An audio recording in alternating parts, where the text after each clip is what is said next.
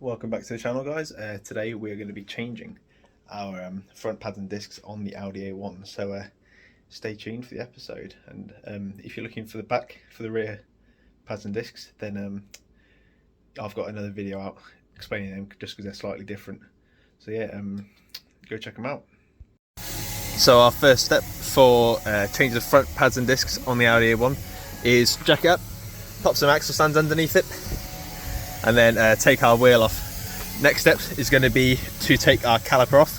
So we've got around the back, I think we've got some Allen keys under here, and we've just got some bigger sockets here. I'll tell you the exact sizes, but yeah, we're going to take these slider pins out, remove the caliper, take the back bolts off, remove the carrier, take out our little grub screw T30, take the disc off. So I put a pry bar underneath our pads like that, and then anchored out so I can get a little bit of compression to try and wind our piston a little bit. This then give me the tension.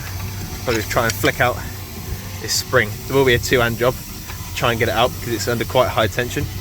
But on the back we have got 18mm on the back, and we've also got 7mm Allen key in our slider pistons. So I'm just going to take this spring out, which shouldn't take too long, and then take our slider pins out. So what I've done now is I've just removed the two slider pins out the back, and then I've just pulled the pad out, which was just a simple clip in. Now I'm going to put the caliper, or hang it somewhere safe, just so we don't put too much tension on this brake line. Now I'm going to take these, I'm going to flick out the old pad, which should just fall out with the help of the pry bar, and then I'm going to whip the disc off. Right, I've taken our disc off and the old pads, anchored them out.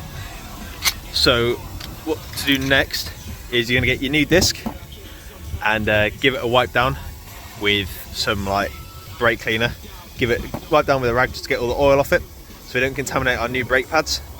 And we're going to reassemble it all. So disc is going to go on first with the little grub screw, a little T30 grub screw, and then we're going to carrier, then our caliper that I've dangerously balanced up here, then tighten it all back up. Brake disc successfully back on with our grub screw in T30. Now it's time to get our caliper carrier back on. This way, nope.